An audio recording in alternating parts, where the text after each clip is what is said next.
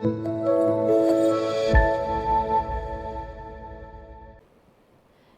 Bapak Ibu sidang jemaat yang dikasihi Tuhan. Sungguh kita mengucap syukur pada malam hari ini. Kita berjumpa dalam persekutuan doa. Saya meyakini bahwa ini adalah perkenanan Tuhan bagi kita. Supaya kita semakin hari semakin bertekun dalam persekutuan kita dengan Tuhan. Dalam persekutuan doa malam hari ini, saya mengajak kita semua untuk memuji dan memuliakan Tuhan. Dan kita bersama-sama akan merenungkan firman Tuhan. Sekarang mari kita menyanyikan pujian Ku Nyanyi Haleluya.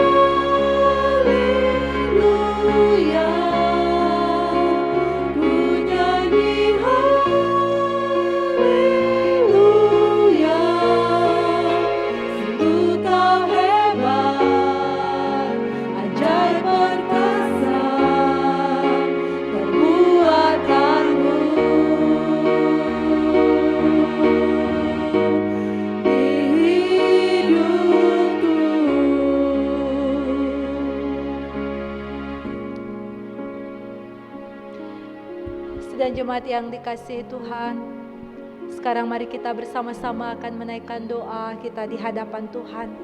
Kita bersyukur, kita mengakui dosa kita, dan juga kita bersiap untuk merenungkan firman Tuhan. Mari kita berdoa.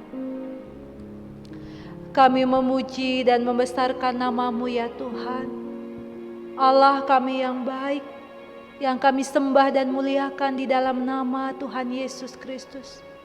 Malam hari ini kami menaikkan syukur kami, sebab Tuhan telah memperkenankan kami untuk berjumpa dalam ibadah persekutuan doa sekalipun melalui pelayanan online Tuhan. Tetapi kami percaya bahwa Tuhan hadir bagi kami masing-masing pada malam hari ini. Kami meyakini Tuhan sendirilah yang ada bersama-sama menuntun dan memimpin ibadah ini. Dan kami sadar Bapa bahwa dalam perjalanan kehidupan kami sepanjang hari ini kami bekerja, berkarya dan melayani Tuhan. Di tengah-tengah setiap berkat-berkat yang Tuhan limpahkan, kami sadar kami kerap kali melakukan kesalahan dan dosa. Saat ini Bapa, dalam kerendahan hati kami mohon ampun di hadapan Tuhan atas segala kesalahan kami, atas segala ketidaksetiaan kami di hadapan Tuhan, atas segala pelanggaran yang kami lakukan. Ampunilah kami Bapa, layakkanlah kami untuk menerima kasih karunia demi kasih karuniamu. Dan sekarang kami bersama-sama mau membuka hati dan pikiran kami untuk dipenuhi oleh firman-Mu. Kami mohon Tuhan memampukan kami untuk mengerti dan memahaminya, karena kami menyambut firman-Mu hanya di dalam nama Tuhan Yesus Kristus, Sang Firman yang hidup, kami memohon. Amin. Firman Tuhan pada malam hari ini kita akan baca dan renungkan dari kitab Kisah Para Rasul pasal 12 ayat 1 sampai ayat yang ke-11. Saya akan membacakan bagi kita. Kira-kira pada waktu itu Raja Herodes mulai bertindak dengan keras terhadap beberapa orang dari jemaat. Ia menyuruh membunuh Yakobus saudara Yohanes dengan pedang.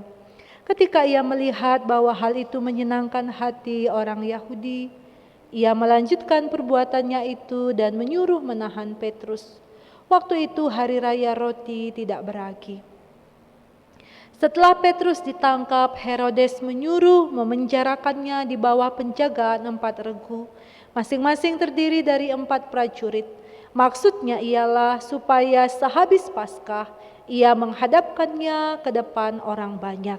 Demikianlah Petrus ditahan di dalam penjara, tetapi jemaat dengan tekun mendoakannya kepada Allah. Pada malam sebelum Herodes hendak menghadapkannya kepada orang banyak, Petrus tidur di antara 2 orang prajurit, terbelenggu dengan 2 rantai. Selain itu prajurit-prajurit pengawal sedang berkawal di muka pintu. Tiba-tiba berdirilah seorang malaikat Tuhan dekat Petrus dan cahaya bersinar dalam ruang itu. Malaikat itu menepuk Petrus untuk membangunkannya, katanya, "Bangunlah segera." Maka gugurlah rantai itu dari tangan Petrus. Lalu kata malaikat itu kepadanya, "Ikatlah pinggangmu dan kenakanlah sepatumu." Ia pun berbuat demikian. Lalu malaikat itu berkata kepadanya, "Kenakanlah jubahmu dan ikutlah aku." Lalu ia mengikuti malaikat itu keluar dan ia tidak tahu bahwa apa yang dilakukan malaikat itu sungguh-sungguh terjadi. Sangkanya ia melihat suatu penglihatan. Setelah mereka melalui tempat kawal pertama dan tempat kawal kedua, sampailah mereka ke pintu gerbang besi yang menuju ke kota. Pintu itu terbuka dengan sendirinya bagi mereka. Sesudah tiba di luar, mereka berjalan sampai ke ujung jalan, dan tiba-tiba malaikat itu meninggalkan dia. Dan setelah sadar akan dirinya, Petrus berkata, "Sekarang tahulah aku benar-benar bahwa Tuhan telah menyuruh malaikatnya dan menyelamatkan aku dari tangan Herodes dan dari segala sesuatu yang diharapkan orang Yahudi." Demikianlah firman Tuhan pada malam hari ini. Berbahagia kita yang mendengar juga melakukannya dalam hidup setiap hari. Bapak Ibu sidang Jumat yang dikasihi Tuhan, saya memberikan tema atas perenungan firman Tuhan pada malam hari ini. Allah turut bekerja melampaui kemampuan. Jadi demikian kita akan renungkan bagian ini. Nah, Bapak Ibu Saudara yang dikasihi Tuhan, ketika kita mengambil suatu keputusan, pasti seringkali kita akan mengambil keputusan berdasarkan kemungkinan-kemungkinan, begitu ya. Kalau hal ini saya lakukan, apa kemungkinan yang akan terjadi? Misalnya saja, Jika kemungkinan hujan itu hanya gerimis gitu ya, hanya gerimis-gerimis kecil, maka biasanya kita cenderung mengabaikan, enggak apa-apa, enggak usah pakai mantel gitu. Langsung ambil motor, kita keluar atau pergi kemana kita mau tuju. Tetapi kalau misalnya kemungkinan sudah kita lihat hujannya agak deras, bahkan mungkin mencapai tingkat 90% gitu ya, derasnya hujan itu, maka baru kita akan memutuskan untuk memakai mantel kalau kita pakai sepeda motor misalnya, atau pakai payung kalau kita berjalan kaki. Kenapa? Karena kalau enggak kita akan basah kuyup gitu ya, sudah tahu kemungkinan terbesar yang akan terjadi. Artinya bahwa semakin besar kemungkinannya, semakin besar pengaruhnya terhadap sikap kita, terhadap kita mengambil sikap atau keputusan. Sebab saya yakin bahwa setiap kita tidak mau mengambil keputusan dengan buru-buru, tetapi setiap kita rindu untuk mengambil keputusan dengan benar dan bijaksana, sehingga apa yang kita putuskan akan berhasil gitu ya. Nah, Bapak Ibu Saudara yang dikasihi Tuhan, dalam kitab Kisah Para Rasul pasal 12 ayat 1 sampai ayat yang ke-6, ini menggambarkan satu situasi dan keadaan di mana kemungkinan Petrus untuk tetap hidup itu sangat kecil gitu ya, karena situasi dan kondisi yang mereka alami karena imannya ada begitu banyak tantangan-tantangan, tekanan-tekanan, bahkan penderitaan yang harus dialami. Kalau kita lihat dari bagian ini, dari ayat 1 sampai 6, kemungkinan Petrus untuk tetap hidup rasanya kecil, enggak mungkin begitu ya. Ia ditangkap, kemudian ia ada di penjara oleh karena ia beriman kepada Tuhan, karena dia setia, dia mengabarkan Injil, tetapi rupanya dia di penjara. Bahkan dalam bagian ini dikatakan Petrus tidur di antara dua orang prajurit, berarti dijaga ketat gitu ya. Kemudian dia juga terbelenggu dengan dua rantai. Sementara prajurit-prajurit atau pengawal sedang berkawal di muka pintu. Jadi ini ayat yang ke-6. Lalu kemudian kita mengingat bahwa Herodes dalam bagian ini dikatakan sudah sudah membunuh Yakobus, salah seorang murid yang dekat dengan Tuhan Yesus. Dan ia merencanakan hal yang serupa juga terhadap Petrus. Jadi ketika Tuhan Yesus sudah mati dan sudah bangkit, lalu kemudian murid-muridnya mengalami penganiayaan, tantangan yang hebat ketika mereka tetap beriman, percaya dan bersaksi kepada dunia tentang Kristus. Jadi tidak ada seorang pun yang berani bertaruh bahwa Petrus akan dapat keluar dengan selamat dari penjara ini. Jadi sudah nggak ada kemungkinan. Tetapi luar biasanya Bapak Ibu Saudara, kita melihat dalam teks firman Tuhan ini, Allah telah merencanakan suatu pembebasan yang ajaib bagi Petrus. Sehingga bahkan orang-orang yang berdoa, jemaat yang berdoa untuk Petrus, yang bertekun, bersekutu, tidak percaya tentang apa yang terjadi. Kalau Bapak Ibu mau baca ayat 13 sampai 16. Mereka sangat tercengang ketika Petrus muncul dalam pertemuan doa mereka. Jadi dengan cara yang ajaib, dengan cara yang tidak bisa dipikirkan, dibayangkan, di luar kemampuan manusia untuk memikirkannya. Ternyata Petrus dibebaskan oleh Allah melalui malaikat yang diutus oleh Tuhan untuk membebaskan Petrus secara ajaib. Bahkan jemaat yang menyaksikan kaget gitu ya dengan mujizat yang Tuhan Allah nyatakan. Nah, Bapak Ibu Saudara yang dikasihi Tuhan, dalam bagian ini kita mau diajak untuk merenungkan bahwa Allah dapat bekerja melampaui kemungkinan yang ada, melampaui kemampuan manusia yang ada, karena Dia itu Allah kita Maha Kuasa. Tidak ada yang terlalu sulit bagi Allah. Pribadi yang mengasihi kita dan yang telah menyerahkan dirinya untuk kita. Dalam keadaan yang biasa maupun dalam keadaan yang mustahil sekalipun, Allah dapat menyatakan kuasa-Nya.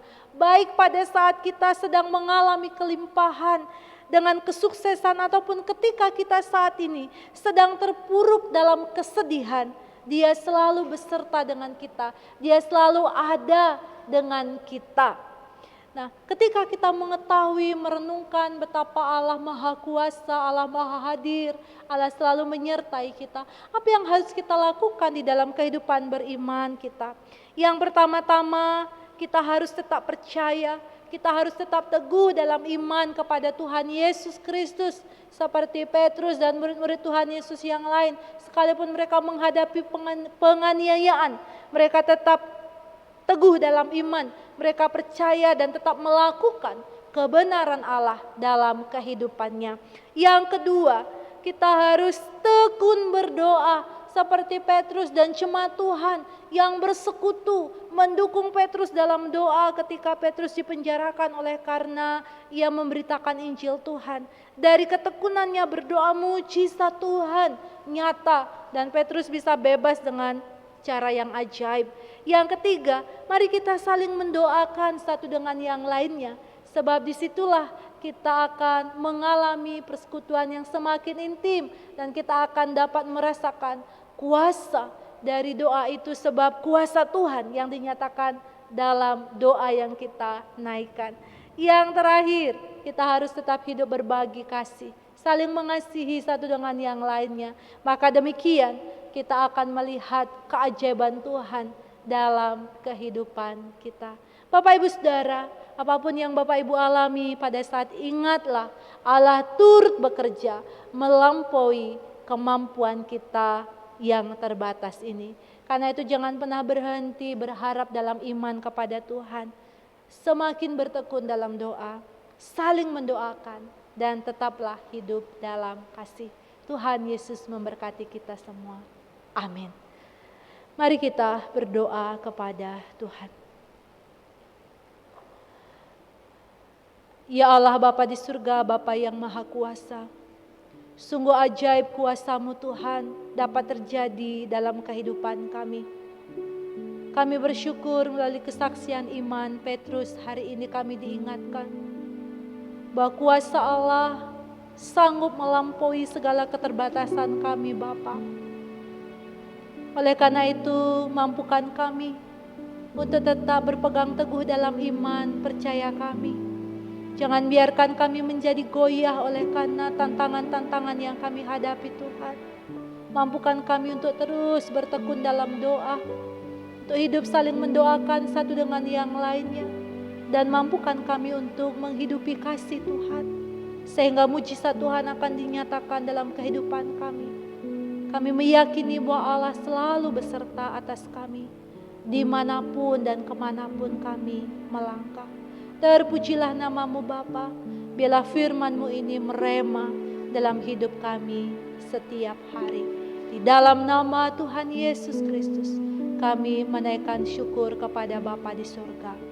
Amin. Mari kita naikkan pujian, hanya Yesus jawaban hidup.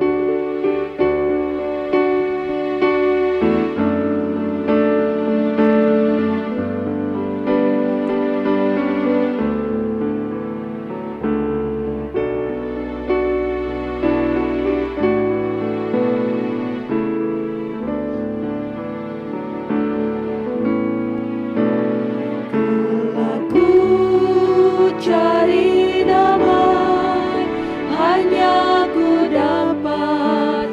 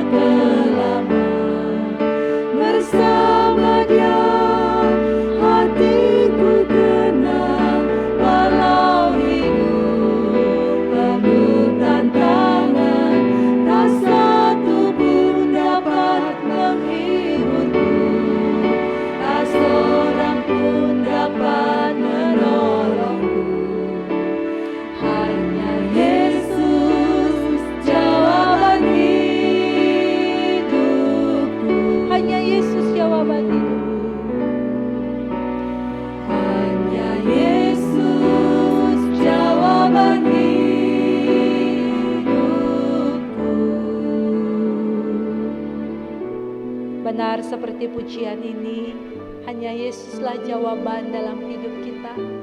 Sebab dialah penolong yang sejati, penghibur yang sejati dalam kehidupan kita. Hanya dialah yang dapat kita andalkan. Sebab sungguh Allah turut bekerja melampaui segala kemampuan kita. Sekarang diberi kesempatan kepada kita untuk menaikkan doa di tengah-tengah keluarga masing-masing. Doa silahkan dipimpin oleh kepala keluarga atau anggota keluarga yang ditunjuk di keluarga.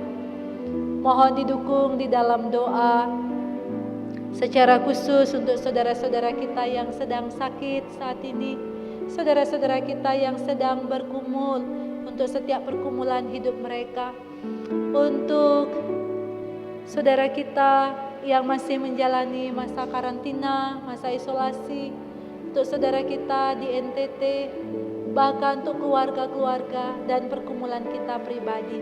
Sekiranya ada Bapak Ibu yang rindu didukung di dalam doa secara pribadi pada malam hari ini, silakan Bapak Ibu bisa menghubungi saya di nomor telepon yang sudah ada, atau bisa juga menghubungi Bapak Ibu Majelis Jemaat di wilayah masing-masing.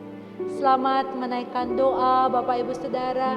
Naikkanlah doa dalam keyakinan iman bahwa Tuhan pasti akan mendengar dan mengabulkan doa-doa kita.